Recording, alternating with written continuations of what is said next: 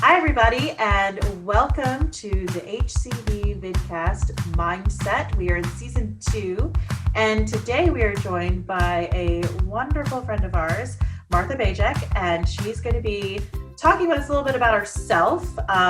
This season we've been doing some interviews alongside some of our knowledgeable content. And so this is going to be a combination of the two because Martha is an expert at all sorts of really super fun things, as you'll see as we begin to talk more. Yay! As always, welcome to everybody. Welcome back to the people that have been joining us on this journey, and welcome to all the new people joining us for the first time today. A little bit about who we are. My name is Michelle Niedziela. PhD in Behavioral Neuroscience, VP of Research and Innovation at HCD, as always, joined by Kathryn Ambroze. Hi, everyone. Yep, Kathryn Ambroze here, the manager of Behavioral and Marketing Sciences with HCD. We're so excited to have our lovely guest with us. But before we hop into what she does, let's talk a little bit about HCD. Yeah, for those of you that have been on this journey, you've heard this spiel before, but HCD is a market research house, consumer and marketing sciences. We measure how consumers interact with different types of stimuli, how they perceive it, evaluate it, respond to it, do anything from looking at product research, packaging, communications, consumer experiences. We use applied consumer neuroscience, which means we have our grounding in traditional market research technologies and techniques, but also applied neuroscience and psychology and other innovative tools to really better understand what goes on in the human experience. We do these things globally, either online or with physiological measures. You can do anything from early exploration of product development and communications, all the way through validation of marketing communications, or validation testing of products, final products. So that's a little bit who we are, but today is not about us. Today is about our lovely friend Martha. So she is principal of her own consulting company, Bajec, sorry, I keep wanting to say Bajec, Bajec Senseworks Consulting. But you know what? We've also just stolen her a little bit, because I've known Martha for a really long time now. Not to give away how old we are, but I've known her for quite some time now. Yeah. And, so I wanted to bring her in because she has a particular sort of skill set that makes those of us that have this sort of unique skill set, we're kind of unicorns in the business. And so us unicorns need to form a herd, right? So we've brought her into HCD as consulting director of our health and wellness research. And we'll talk a little bit more about that, but let's talk a little bit about you, Martha. You have been in consumer research for a while now. How did you get there? You put that nicely. Yeah. So when you were, in college, well, I guess the first question would be, what did you want to be when you grew up? What did I want to, wow. Yeah, that's a good question. I wanted to be a lawyer. Oh. Yeah. And my grade 11 law teacher said I didn't have the chops for it, that I was too sensitive. And I was like, oh. Whoa. Yeah. Oh. So well, then I feel like sensitivity should be important in the law, but you would think. I don't know. It's okay. Their loss, our gain. Their loss, whatever. So I did well in a chemistry class in high school and decided I wanted to do some sort of technical stuff. So I did. I went to college. I guess here it would be like a technical, here it's a college. In the States, it would be like a technical college for medical/chemical lab technician. Oh. So that was my first thing. That was my first lifetime. Yeah, I did that. And then I so did you got actually into work in the field? I did okay. For a couple years in hematology. Oh wow. Cool. Yeah, it was really cool. And then I figured out that I really hated it, and it was you're working with bodily fluids all day. That's it. That's what you're doing. And it was gross. Yeah. So you wanted more. I wanted to do something a little different. Mm-hmm. So I decided to do undergrad in neuroscience because it sounded really cool. And it is, right? So that came to fruition, and it was super cool. And I got really into the model organism mechanistic side of it. I thought I wanted to do people work, but then I got all crunchy and worked on Drosophila and lobster and crayfish. So those people that don't know what Drosophila is, we're talking about fruit flies. Fruit flies. I worked on maggots. Ooh. Yeah. Fancy. Yeah. So yeah, from blood and bodily fluids to maggots. To maggots. Yeah. Yeah. For exploring proteins of neurotransmission. So yeah, and then got to the point where I did the master's, and that was great at U of T, and I loved it. U of T being not University of Toronto. Yes, Yeah. Toronto, because you are a Canadian. Really? Yes. Yeah, University of Toronto. And I started a PhD there, similarly in fruit fly mechanisms of neurotransmission, and then sort of had this realization that I was going to work with maggots for the rest of my time there and potentially going forward, and decided to stop and think about it for a little bit, because it's just you and maggots, so it's a lot to take for 5 to 10 years of a PhD doing that. It's you have to love them or enough. And I did not. So I went and worked for a bioinformatics startup through University Health Network in Toronto. And then finally, after a few years, I decided to go back for a PhD and go back to sort of my original drive for being a neuroscientist, was like, why can't I feel what you feel? Like, that's so interesting. Yeah. I give you a lot of credit for changing your, direction a couple times and really taking time to evaluate and like reflect, like, is this actually making you happy? And then you adjust it accordingly. I did that a lot. Kudos. Yeah. Yeah. So what brought you into consumer? I started a PhD with Gary Pickering at Brock University, and that was completely focused on individual differences and how that translates into perception of common food and drink and health outcomes.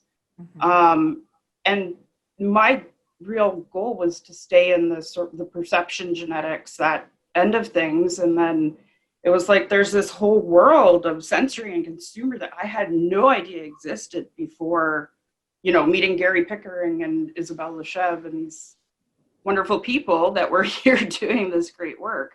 And there I was in a wine institute. So they were all focused on wine and sensory and consumer. Yeah, it was great. Fantastic people, fantastic time. And came out of my PhD thinking, okay, I'll go into consumer research. I didn't think the prof route would would pan out, because I was already a bit late getting into everything. Having those years of, what do I do now? Do I really want to do this when I grow up? So I, took some time, was a little bit older, and jumped into work. So you started after your PhD, you went right into industry? Yes. Okay. So what was your first job? My first job was amazing. I was a sensory scientist at Philip Morris International in Switzerland. Oh. Wow. So, were you in Switzerland? Yeah. Oh, very cool. It was so cool. Yeah. My son was 5 months old. I just had him. We packed everything up and moved to Switzerland. We'd never been there. Like, I'd been to Europe, but never Switzerland. You hear about it and see it in movies. And that was enough. Yeah. Like, we were like, it's not going to be worse than Canada. So we're in, right? Like, why wouldn't we? So you touched on how you did a little bit of research in wine, but I think you were the first person to really introduce me to the term this industry. I was wondering if you could explain a little bit about that a bit more and just explain kind of how you stumbled into it. That was it. Like,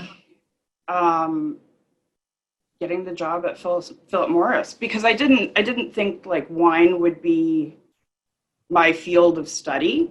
Ultimately, like, I didn't have a specific product that I was married to knowing all about.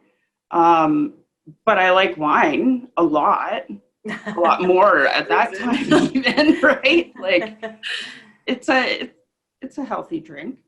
And we had an undergrad student in the lab who did a project on beer. So I got to do that with him, and it was really fun. And it was just sheer luck, honestly. The job at Philip Morris was working on harm reduced products. I shouldn't say harm reduced in quotes anymore, because that's a thing now. This is like over a decade ago, right? When harm reduction was still, right. You know, what are we thinking about for that? Now it's a thing. Yeah, so it was all working on harm reduced nicotine, tobacco products. And that was really, being a former smoker, that was like, hey, that's really Makes cool. sense. Yeah, So and I love this? smoking. I love it. What I is don't this smoke. industry though? I've kind of defined it as any product category that's experienced a high regulatory environment or prohibition.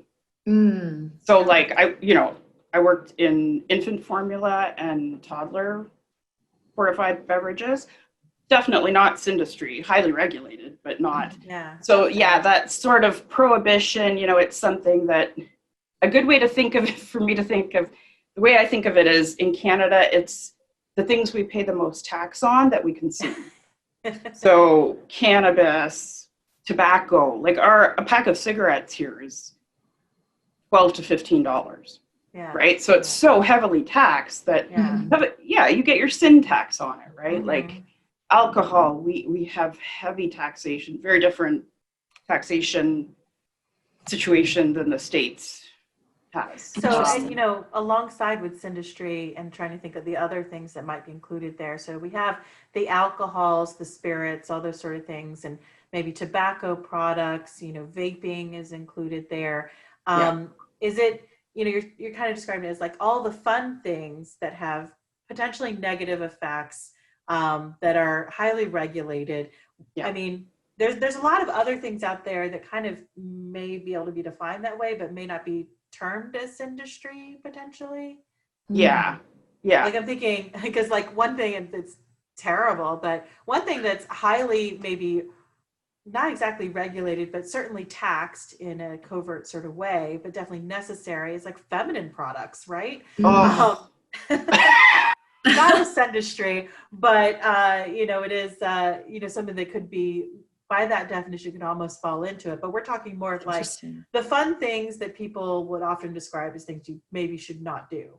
Right? Exactly. Yes, the fun things that typically have an age limit minimum associated with them. But even now, like thinking about cannabis, that's historically there would be no question because it was illegal just about everywhere. Now, because of the opening up of, I guess, minds, hearts, whatever, business, it's kind of both, isn't it? It's everywhere. Yeah. So, and the other thing that's kind of falling into this category now too is magic mushrooms. I was going to ask about that. Yeah. Like for mental health and some things like even ketamine. That is certainly a medication, but has been a drug of abuse, right? Is now being looked at for depression, right? So I have a question. Do you get, exploring these areas, have you noticed any unexpected criticisms since you were exploring this space? And I know, kind of like we said, 10, 15 years ago, people had a very different view on the idea of CBD. Or like a stigma. Right, exactly. Have you experienced any of that with exploring it? Like me personally? Just like within like the context of going about this type of research. Oh yeah, like when I said I was joining Philip Morris, I lost friends. Absolutely. Wow. Yeah. There was I mean, people, and even with the explanation of, this is harm reduction, we're trying to do something good, we're trying to help, like, as an ex-smoker, this should be something that we're trying for at the very least. Let's figure out if we can do it. Yeah, I lost friends because they were like, well, my mom died of cancer. Well, I have nothing. I can't there's nothing I can say for that. That's, I would like that not to happen to other moms in the future, however they can manage that. So yeah, there's been, conferences, people don't want to talk to you if your badge says a certain company that they don't like, that makes a certain product that they don't like. Yeah, even registering sometimes would be hard. Wow. Yeah, because I know that I think in neuromarketing, right? I hate the word, but in neuromarketing, they took a stand to not do any research in tobacco products. And I thought that was very strange because I think that there is research that can be beneficial, right? That, whether it's helping people quit, right? Or with safer products or something like that, research still needs to be done. Of course. And, it's best that we have the good people doing it. So trying to make it into this, stigmatized situation where you lose friends, or at conferences, people give you a side eye because, you're with a tobacco company. That's very unfortunate. And I think I've heard a bit about that in the sensory world as well, that, if you've worked in tobacco or inhalants of some sort, they somehow consider you maybe even a little bit tainted to some degree. Did you experience that? Yeah, absolutely. Well, especially because the sort of pathway that I took kind of guaranteed that would happen to me, I guess. I went to Philip Morris and I was there for a few years. And then to Altria Client Services in the US. And there I worked on alternative smoking devices and e-cigarettes. So that, again, there's a whole other area that people are hard about, right? E-cigarettes are, and now more than then, there's a lot of research and information out there, and still a lot of, if not counterfeit products, bad products. It's hard, right? This morning, actually, that in the Lehigh Valley, which is in Pennsylvania, central Pennsylvania, they found a warehouse full of unregulated e-cigarettes or vaping devices. And, it's a problem. It's a real problem. Yeah, it's a huge problem. Absolutely. So you decided to not, try to get out of that, but you dove deeper, right? Yeah. You moved into, having this background, understanding, alcohol first and then tobacco. You're going for the full gamut, and you're absolutely, you're understanding cannabis now. You're talking about hearts and minds, and I know part of the push has really been about how it can help people, how cannabis can help people, particularly, children with epilepsy, or, people who can't eat. Whether it's older people on cancer medications or whatever it might be, there's real value there. But even outside of having to have the excuse of real value, there's just that, people are going to use these things. You need to have proper research around it, right? Absolutely. Exactly. Yeah. And we know, as humans and behavior researchers, that the more you tell somebody you can't have it, the more you want it. I'm going to go look for it if you tell me I can't have it. If you hand it to me, whatever, okay. Yeah, big deal. It's not a big thing then. But it's a weird situation, first of all, globally, it's hard, right? Because, in some countries, it's on the cusp of being legalized, or parts of it are, so not full on cannabis, but maybe CBD. Right. And there's some gray areas. In the US, it's oddly, federally illegal, but states are different. And so technically, no matter what, it's illegal because it's federal. You worked with a company in Canada where you were trying to move it into the consumer space, right? And they're really trying to consumerize and, I guess, really bring it to the consumer market. But there's so many hurdles, right? There's so many hurdles, and rightly so on one side, right? Because there's a lot of different, if you just think of cannabis, you just have some weed and you smoke it, odds are good, nothing bad's going to happen. You're not going to die. You might see some, have some unfavorable perceptions, or right, but nobody's died from smoking weed. basically. Mm-hmm. But then when you start to get into different extraction techniques and you start to get really concentrated THC, you know, then you want to be careful, because at the very least, somebody's going to have a very long, unpleasant experience, possibly gastrointestinal issues. You know, you're going to freak out probably.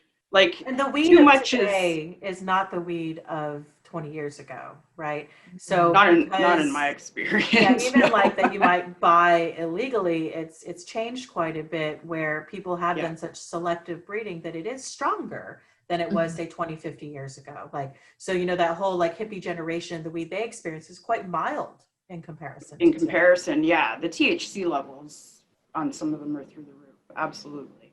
Yeah. So yeah, how does and the industry play with that? Because like my understanding is that, you know, if you're trying to use it for medicinal purposes, the THC is not actually what you're looking for.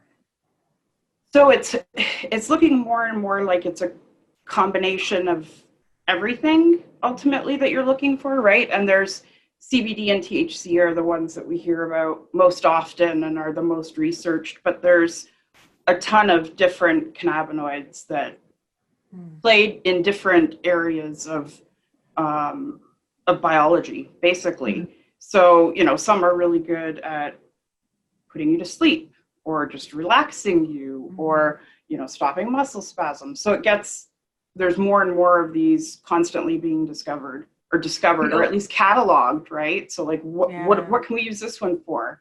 And then can it be commercialized at that point? I mean, it seems like it's because you have individual reactions, individual differences. You have a product that is highly variable with lots of different sort of combinations. Does that make it difficult to commercialize because it is almost like a personalized situation? I think both the individual differences in the experience and also what the product is, right? Like you get a very different experience if you have a chocolate with you know, a nano emulsion or something with a nano emulsion that's supposed to work a lot faster than you know, just oil, or if you have oil on you know, oil extract, if you have that on an empty stomach versus a full stomach, it's different. The experience is different. The onset is different. And then what's in your stomach, right? Did you have something fatty or is it all cut? Like everything matters. But that's like the opposite of commercialization, right? Because commercialization is like, it doesn't matter what time of year or where you live in the world, your orange juice needs to taste the same, right? And it has to be consistent. Like, you know, everybody talks about being in signature, right? Right. But it sounds like it's really challenging to have in signature experience for cannabis. Absolutely. Absolutely. And the other complicating factor, I guess you could say, is also that, you know, there's different compounds in cannabis that aren't all cannabinoids that we talk about. There's terpenes, right? So there's this whole bevy of what you can essentially think of also as flavor compounds. So, you know, there's an entourage effect and all these things work together to bring about the outcome that's preferred. Well, what proportions? What if we mix these terpenes with different kinds of food ingredients to get, you know, some sort of effect that way? How much? How's it going to differ between everybody? So it's really hard to think of commercializing the entire experience. And I guess that's sort of where, you know, edibles will have some kind of extract put into them. So you get rid of some of that extra, I guess, trace or contaminant variability by saying, okay, let's use as pure as possible THC without, you know, and some companies might even use an isolate. So that's all you're getting in there. So it really depends. It depends on everything through the process, what you're going to end up with and what effect you're going to end up with. Like I've eaten. Oh, sorry, go ahead. Yeah, no, go ahead. I think what you're going to say is a good segue for me. Okay, so the perception that people have of cannabis is often that it's like this natural product, right? And so I think a lot of the appeal in health and wellness is that it's natural. But, you know, when we start looking at individual compounds, there's a lot of also a push for synthesized product, right? Absolutely. So on the one hand, you're getting like this more balanced, less variable product, but it's also potentially being less natural. Are you losing that health halo? What is your feel on how this industry is kind of adapting to commercialization? Yeah, I think those are they're all really good questions. And made even more complicated by, I was talking to someone the other day who had basically looked at the levels of THC and CBD in individual buds or flowers. We have to call them flowers here, so it's not like street language. And each bud was so greatly variable.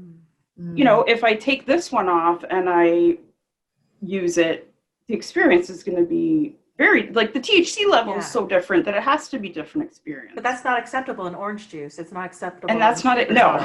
Yeah.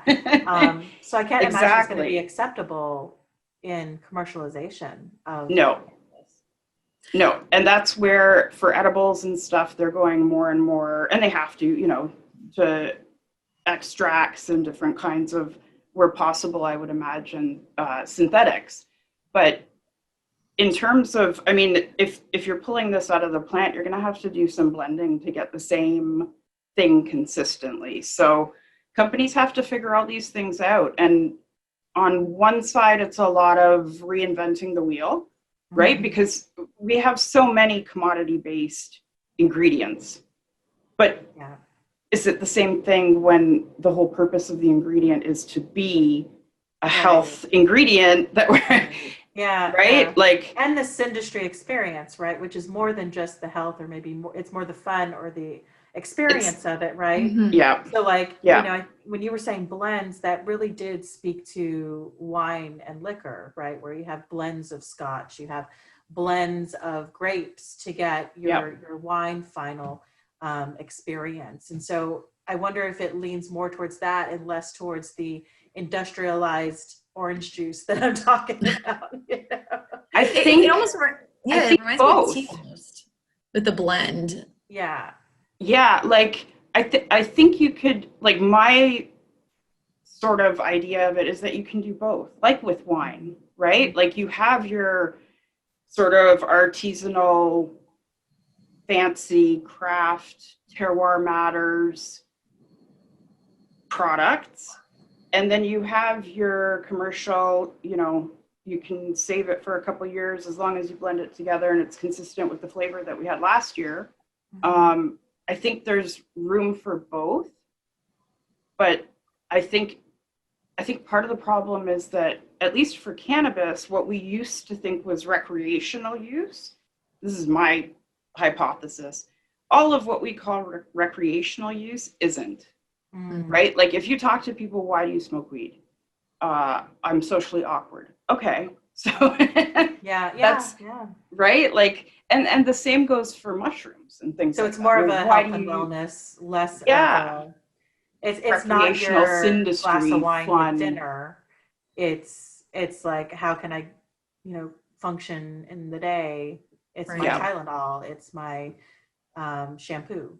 Well, I think Martha brings up a great point that if they create this type of tier system, you can kind of better seek out what you're looking for. And this kind of also goes into one of the questions I was hoping to ask you, which is, how do you even approach this type of research since things aren't well defined yet, and it is a relatively, new territory? Yeah, it's definitely tricky. Canada is, I believe, still one of 2 countries that's fully legal for recreational and medical use. But it depends, because if you're in the US, you have the federal issue. So you're not doing research on THC unless you're approved. But here as well, it's heavily regulated, which it should be to some extent. But you have to go through different licensing procedures, background checks, to be allowed to do research on cannabis through Health Canada. And it's very different than even what's going on in the US now. We can't put claims on anything. Yeah. There's no advertising. Yeah, there's no advertising claims, right? Like, you can't say use this for, to feel more relaxed. And we did the ASTM approved study to do relax, and it's fine. No. Now, you cannot, that's where it gets that. really dicey, right? Because, Yeah. And I think people deal with this even with lotions, let's say, or shampoos or something that they want to say is relaxing. Because as you said, there's rules about, verifying that something's relaxing, making a valid claim. So this whole idea of mood modulation or mood maintenance, it's a really thin line. It's a really gray area, whether you're talking about a shampoo or you're talking about cannabis, right? Absolutely. Yeah. That's certainly what the products are relying on, is this sort of health halo, this haloed effect. So even if the CBD lotion or lip balm that you're buying is like, I think consumers see it as, oh, it's CBD, it's going to help me relax, but it may not actually do that, right? Yeah, there's nobody checking, basically, right? Like until somebody complains, as is the norm for advertising claims, unless a competitor comes at you or you get brought up on it, you can say whatever you want. So, and maybe when an industry is in its infancy like this, a full-on commercialization industry, obviously cannabis has been around forever. But the commercialization is new. And it takes a while before you have somebody that's trusted. Do you think that there's definitely some startups that are totally new to market, right? Maybe it's like Charlotte's Web, or some of the other ones that are out there that are well known. They can start to garner trust. But do you think that who has the advantage, like a Charlotte's Web or a larger company that's maybe it's the P&Gs of the world, or maybe it's the tobacco companies that people are familiar with, like, who do you think is gonna have an edge? Yeah, like, is it gonna be the mom and pop, or is it that are gonna grow into larger industry, or is it gonna be that it's gonna take a large company that already exists to really come in and legitimize it? Yeah, that's a good question. I think because cannabis, marijuana, weed, whatever, has been around so long, and there is such a culture already built up in it, right? This is my conjecture. Nothing. That's what this is for. I don't have data. Okay. I don't have a data slide for this. Excuse me. I think that like the traditional cannabis user is a bit more apprehensive about trusting big companies with their product. Interesting. Yeah, because it's sort of a counterculture culture. Sure. Right? But then when it's brought to you by Neutrogena, or brought to you by Dove, is it not authentic anymore?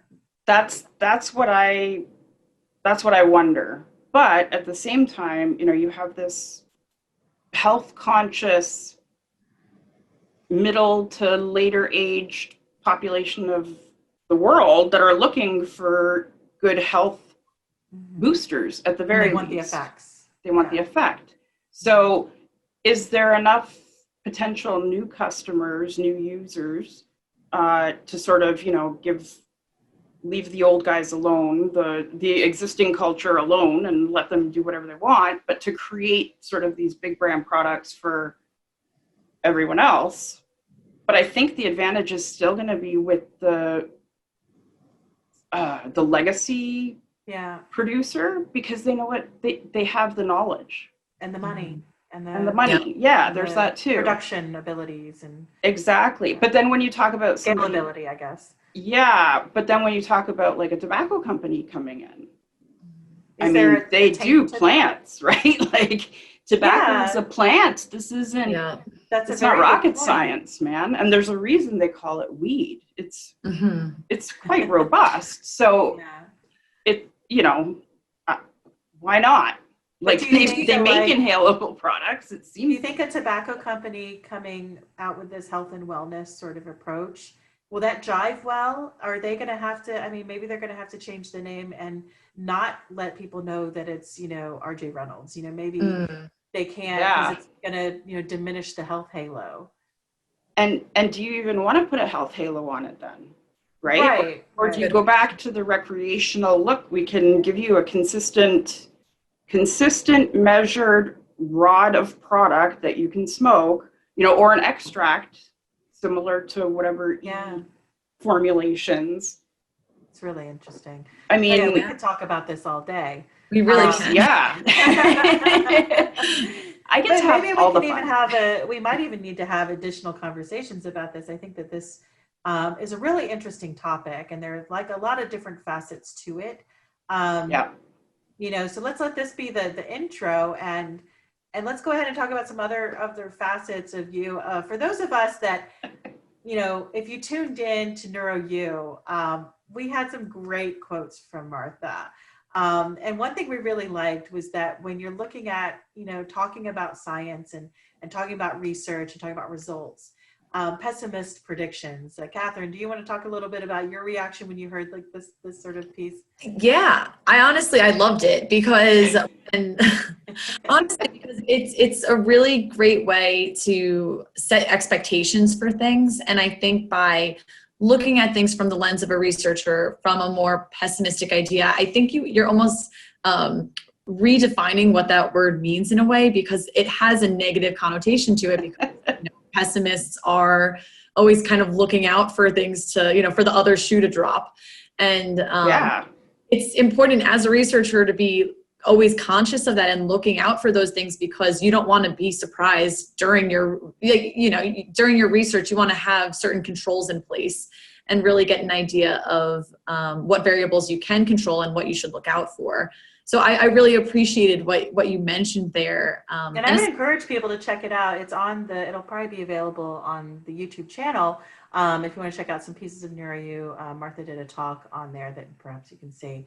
But yeah, I like the pessimistic idea, because I'm a pessimist myself, just in general. Self-proclaimed. Self-proclaimed. And I feel like the advantage to that is that if you expect things to go poorly, you're not only prepared for when they ultimately will, because they do. When things go wrong, you're ready. But also you're pleasantly surprised when they don't. So regardless of what happens, you are sort of self-affirmed. Yeah, it's like negative steps to a positive affirmation. Yes. I love it. I just want a quote of like Martha quotes, honestly. Oh my gosh, yeah. But it is good to be prepared for when things go wrong. If you can expect that things go wrong, then you can be better prepared for it. I think maybe that's something we learn doing the PhDs, years of doing research and seeing things go horribly awry, right? Yeah, like you don't always get the outcome you want. There's no clear winner most often, right? Yeah. Like, oh, we're going to choose the one that, is significantly higher in X by these consumer groups. Okay, well, it might be significantly higher and you might launch it and it might suck. Like, that's what else is there, right? Yeah. Like, it's not just what you're saying is important. It's everything else that goes on. So it's knowing. Yeah. What kind of assumptions then do you make typically when you're kind of helping to design research from that pessimistic perspective? Like, one thing I know that we consider is that you have to assume that people don't read, that they don't listen, that they're, like that's just how you have to assume the participant is going to do those things. Do you have any examples? That you kind of keep in mind from that pessimistic perspective?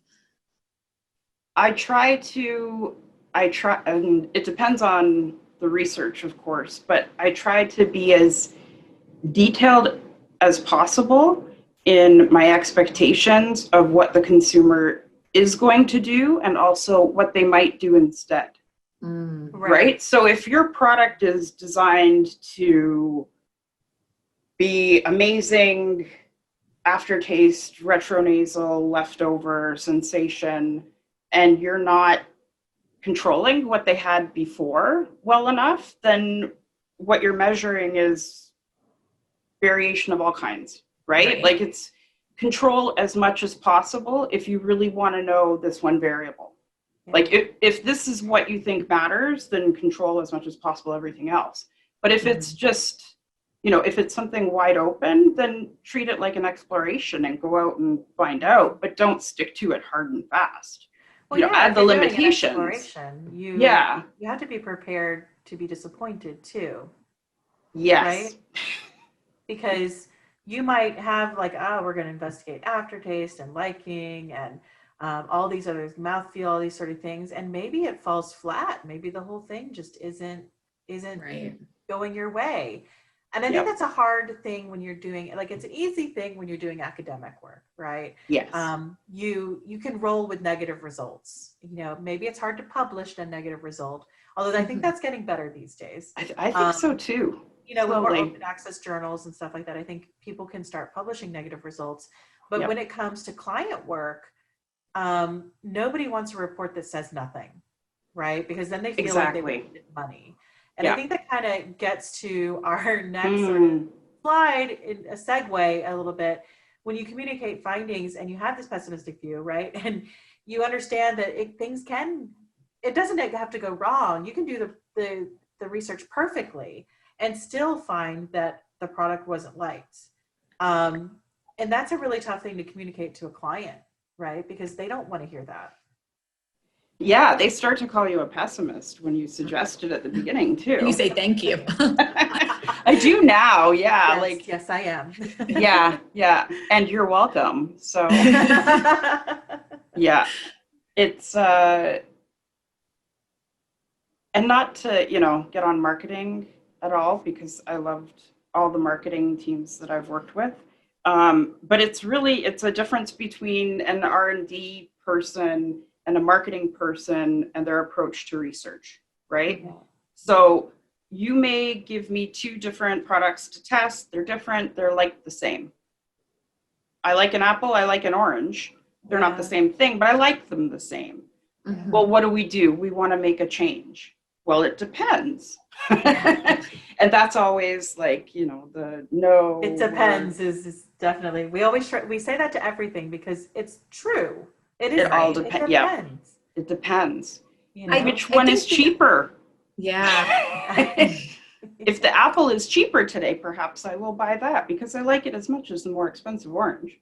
Mm-hmm. Yeah. It's also interesting to think about the idea that having something like you said, having liking be the same, that is a finding in itself, and the idea of, and we were saying with academic journals, having negative results is still a result. That's still something that you're gaining from it. And it's something that I think needs to be communicated and really those expectations ahead of time to let people know it's not a waste of money to go through all this research and to find out they're like the same. You just have, they're like the same. You found out something really important.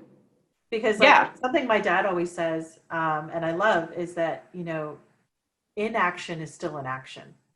Yes. Ooh. Yeah. Ooh. Because it Mic is, drop. right? Yeah. Yeah, she's thinking about that for a while. It's true. If we can't choose between these because it's not different, right? It's not different in our action standards. It didn't pass anything. Then maybe it is that you can't make a decision on it. Maybe it needs more work, right? And people hate to have their baby called ugly, but again, you have to have that pessimistic prediction that maybe the baby is ugly.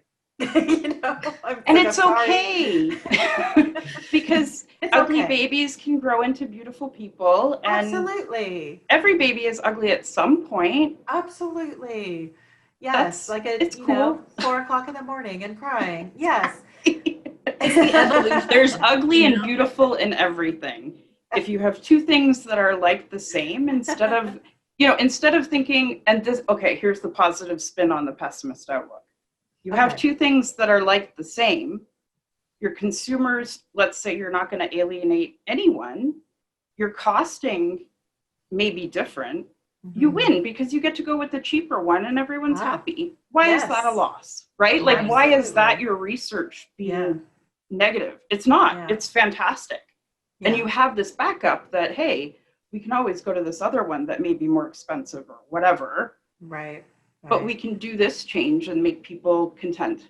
That's great. And maybe why it's good to ask other questions about products, so it's not just based on liking, not just pure hedonics, but maybe there's other psychological benefits or associations that people have, or something else in the experience that maybe it is that the price is cheaper, right? There's something else in the experience that can be beneficial or can make it a win. Yep. And context too, if you think about it, maybe somebody wants to splurge, and then knowing that that is a couple extra dollars, that banana is a couple extra dollars, you'll go for that banana, and it'll satisfy that interest. But it also means you can market it as a treat, right? So like if the orange is more expensive, I mean, that's why, I think in some countries, oranges are considered a gifting item, because they're not as prevalent there, or maybe they're more expensive than, say, the apple. Right. So, if you market your product as being a gifting item, now it's exclusive, now it's premium, that's an advantage to know as well, even though it's just as well liked, or maybe not liked as much. Right? Yeah, but you can premium it up or health it up or whatever, and use it that way. Like, why not? Yeah. Well, I think that, this has been a really great conversation. And I think that we should have some more. So I think we'd love to invite you back again to maybe dive deeper in something specific. Now, we do have the webinar that you did with us. And so I invite everybody to check out the YouTube channel. This one was, cutely called What the Health, very much around these topics that we've been discussing about doing consumer research in the wellness market, where it's complicated, it's ugly, it's confusing, and if not difficult, sometimes impossible. So we're going to discuss, or we discuss some of those challenges, and I hope that everybody can check that out. So make sure to check it out. As a final note, Martha, do you have any thoughts or advice for people that are entering these sort of spaces, whether it is in this industry or in these sort of slightly off the beaten track consumer type of research? I think the easiest advice is talk to anybody that'll talk to you, because you never know. Like, I learned tons talking to QC people, like QC people on the line, QC people, not even QA people. Like, everybody knows something about the product, or an issue, a concern, a limitation. And if you talk to more people, you learn more stuff. That's the best. And be open. Be open about products, because you never know where that ingredient's going to go, or where that compound or plant or whatever. It may be a godsend where you thought it was, devil weed. So today's it may be a cure. Today's illicit drug could be tomorrow's shampoo. Exactly. Got it. That's it. Be open, people. I love that. And love your pessimists, because we love too. Love your pessimists. And I think that, Kathryn and I embrace that as well. And I hope that everybody enjoyed this conversation. Thank you so much for joining us. Thank you, Martha. Thank you, everybody, for listening and watching. Definitely check out the other videos on our channel. Be sure to subscribe, comment below, as they say, like, subscribe, and comment. Join us all over the place. You can email any of us. As you can see, our information here. Link with us on LinkedIn. You can use our name, search for us. Link with HCD Research. Follow the YouTube channel. Tweet with us. Blog us. Carrier pigeon, smoke signal. We will respond to it all. And we love it. We love the interaction. So please make a comment, ask a question. Let's continue the conversation. Again, thanks so much, Martha. Thank you, everybody. Everybody have a wonderful rest of your day. Thank you. Bye. Bye. Thanks.